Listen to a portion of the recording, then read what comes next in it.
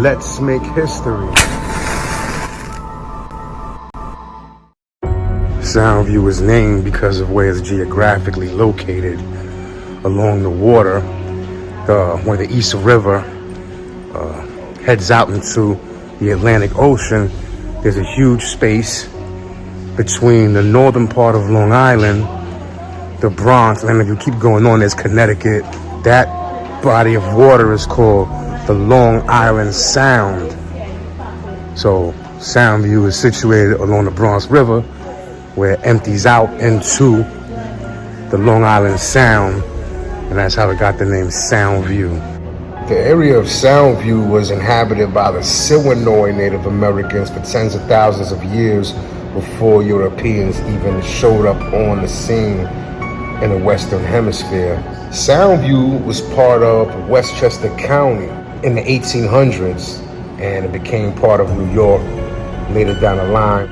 That side of the Bronx River, everything east of the Bronx River was part of Westchester County. Most of the territory of Soundview was owned by the Ludlow family. One thing strange about Soundview, though there are many housing projects there, NYCHA built these things called Quonset huts, like a plastic and metal shell, like a freestanding bedroom, so to speak, a freestanding hut.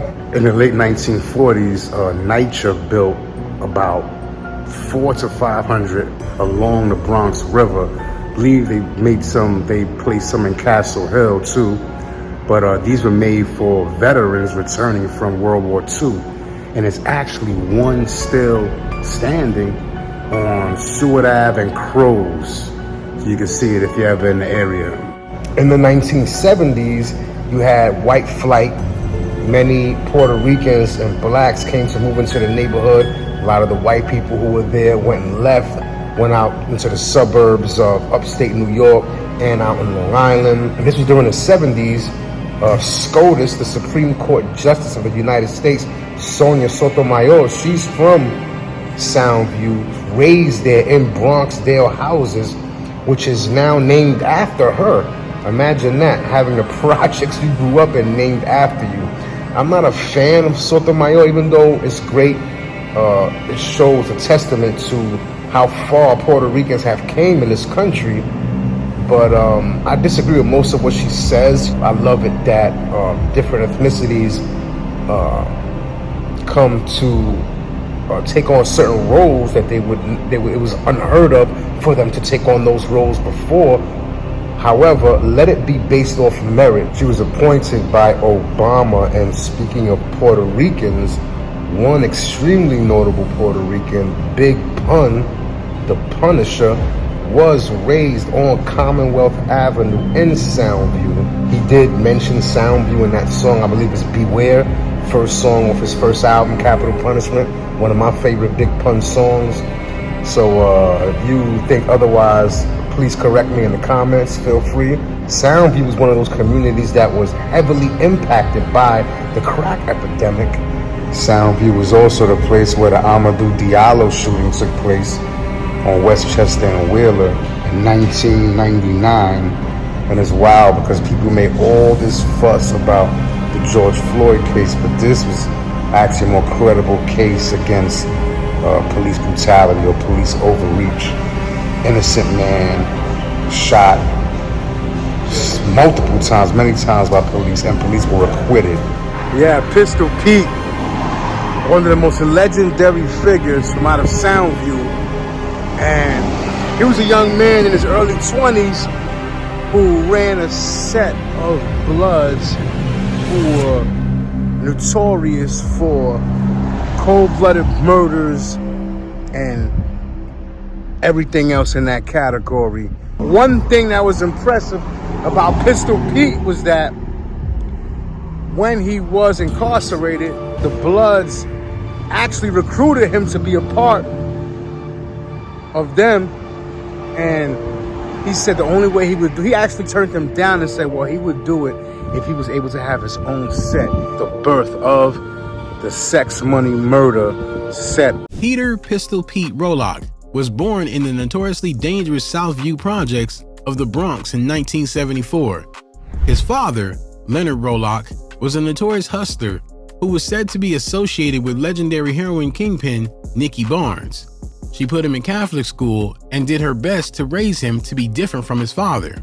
But when Pete got into Stevenson Public High School as a teenager, things changed for the worse.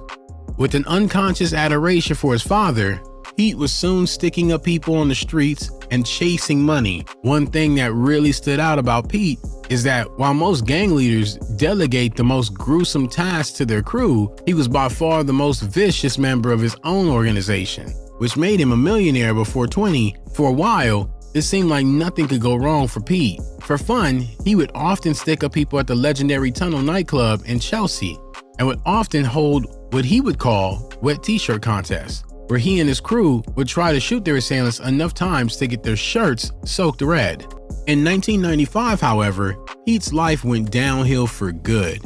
Around that time, Pistol Pete and Carlton Hines, a local basketball player with a scholarship to Syracuse, had some serious beef.